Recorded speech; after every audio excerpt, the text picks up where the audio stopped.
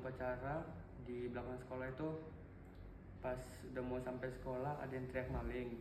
Nah terus saya kira emang saya manggil kan, tapi katanya dia tuh bukan maling.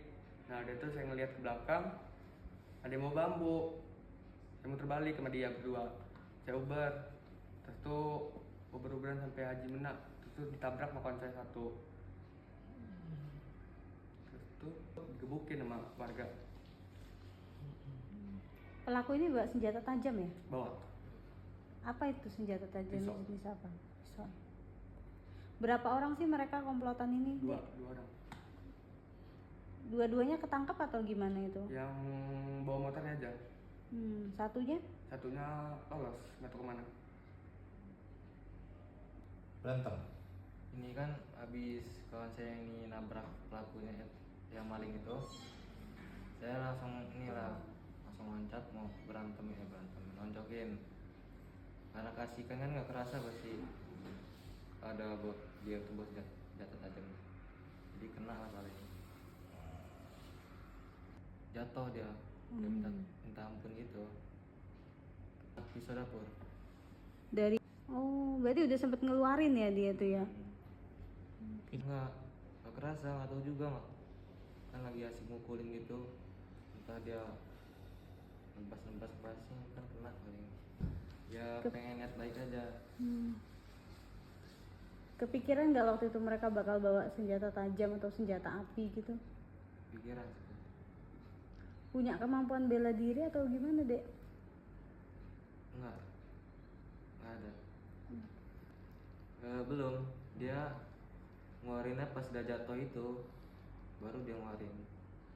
Senjata tajam itu ya? Iya. Jatuh itu ditumbur apa? Gimana? Ditumbur sama kawan. Ditumbur sama teman. Iya. Di Baitul Jannah sendiri beberapa kali juga kehilangan motor. Ya mungkin teman-temannya juga ya, gitu. Dan itu juga di Lampung kan mereka juga sering mendengar, sehingga terpanggil lah saat itu tanpa menghiraukan kondisi tubuhnya yang harusnya dia berupacara bendera, dia mengejar pelaku pencurian motor itu. Lalu sisi lain, ini saya pikir salah satu dari amal jariah anak-anak tanpa dia sadari, ya. Karena dalam kegiatan Baitul Jannah itu ada yang kita petik dari Al-Quran surah At-Tahrim ayat 6. Jagalah dirimu dan keluargamu dari api neraka. Nah, dia sudah menjaga, ya, dirinya, lingkungannya, keluarga ini kan masyarakat, dia segala macam. Dari apa? Kejar dia itu. Yang berikutnya lagi, ini memang kita sistem pendidikan kita, setiap siswa itu kita bekali poin, ada 60 poin. Nah, kalau mereka berbuat yang tidak baik, kita kurangin sesuai dengan kondisi apa yang dia lakukan. Begitu pula kalau dia berbuat baik, itu pun kita tambah. Nah, lalu yang berikutnya lagi, kita memang terbiasa dengan kegiatan-kegiatan semacam heroik dengan melakukan kegiatan paskibra. Mungkin mereka menonton di sana. Dan apalagi ini kan suasananya masuk suasana 17 Agustus ya.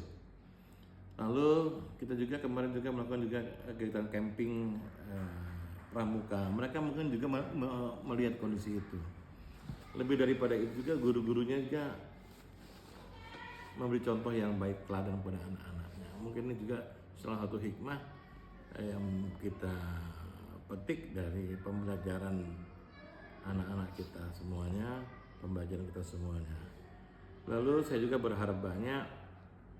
Sebenarnya bukan hanya anak-anak kita mengejar pencuri kendaraan lalu dicuekin oleh masyarakat, termasuk juga kadang-kadang saya lihat ambulan, jalan motor rame itu malah dihalang-halangin, nggak kalah ya dengan suasana semacam itu. Apalagi pemadam kebakaran itu kan saya pikir dalam undang-undangnya jelas di sana itu orang mobil nomor 1 nggak ada masalah itu. Nah untuk itu kita peka lah, begitu ada teriakan oh maling ya kenapa nggak dibantu. Dia ini anak-anak masih remaja, dan untuk itu juga harapan saya ini bisa jadi contoh rekan-rekan yang lainnya bahwa fungsi kepekaan sosial ya ini harus kita tumbuhkan terus, dan ini barang langka. Saat ini barang langka. Kita lihat anak itu yang umurnya main belasan tahun mempertaruhkan jiwa raganya loh, mempertaruhkan jiwa raganya hanya mengejar, dan ini untuk senjatanya masih senjata tajam, atau pistol. Gitu. Tapi mereka sampai luka. Ini berarti tanpa menghiraukan dia perebutan terjadi perkelahian.